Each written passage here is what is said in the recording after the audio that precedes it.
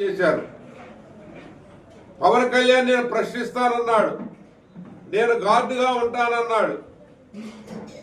మరి ఇప్పుడు ఆయన మరి ఆ రోజేమో చేగువేరని టీషర్ట్ల మీద వేపించి యూత్ మొత్తాన్ని ఓ పెద్ద విప్లవకారులాగా పొదులుపెట్టి ఈరోజు సనాతనం అనుకుంటా మరి లుంగి కట్టుకొని మామూలుగా ఏ మెట్లుడుతున్నట్టు సందర్భం చూస్తాను. ప్రశ్నించేది లేదు.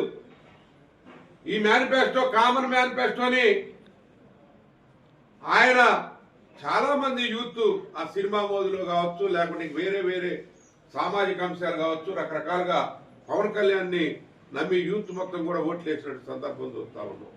ఈరోజు ఎవరు మాట్లాడట్లేదు. No voice. ప్రశ్నిస్తానన్న గొంతు ప్రజాస్వామ్యంలో ప్రశ్నించడం అనేది చాలా మరి ప్రాధాన్యత కలిగినట్టు అంశం. ప్రశ్నించాలి. మీరు ఇచ్చిన హామీలను మేము ఇవాళ ప్రశ్నిస్తా ఉన్నాం.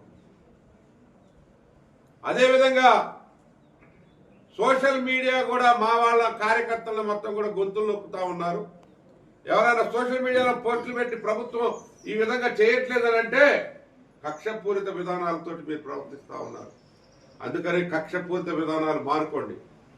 వాక్ స్వాతంత్రం, భావ ప్రకటన స్వేచ్ఛ, వీటన్నింటిని కూడా ఆర్టికల్ 19 భారత రాజ్యాంగం ప్రకారం అంబేద్కర్ గారు రాసినటువంటి రాజ్యాంగంలో పేర్కొన్నటువంటి అంశాలు భావ ప్రకటన స్వేచ్ఛ అవసరం దేశంలో ప్రజాస్వామ్యంలో. మీరు చేస్తున్న తప్పులు ఎత్తి చూపిస్తే మీరు కేసులు బనాయించి తప్పుడు కేసులు బనాయించి చేస్తా ఉన్నారు. ఏమండి, కుటీర పరిశ్రమగా పెట్టి ఈ యొక్క స్పిరిట్ తీసుకొచ్చి లిక్కర్ షాపుల్లో అమ్ముతున్నారు అని జోగి రమేష్ మా పక్కన శాసనసభ్యుడు మాజీ మంత్రివర్యులు ఆ గోడౌన్ మీద దాడి చేసి అవి మొత్తం కూడా బట్టబయలు చేస్తే ఆయన వేరే ఉల్టాగా ఈరోజు మళ్ళీ తీసుకెళ్లి ఎక్కడ మన చిత్తూరు జిల్లాలో ఆ విలేజ్ ఎక్కడైతే అక్కడ పరిశ్రమ ఉందో ఆ పరిశ్రమ దాని అక్కడ కూడా తీసుకెళ్లి పెట్టారు. ములకల చెరువు అనే ఊరు తీసుకెళ్లి అక్కడ కూడా కేసులు పెట్టారు. ఎంత కక్షపూరిత విధానాలు వీళ్ళు అవలంబిస్తున్నారు. మీ తప్పులు ఎత్తి చూపించే విధంగా చేస్తారా? అందుకనే ప్రజలు గమనిస్తా ఉన్నారు.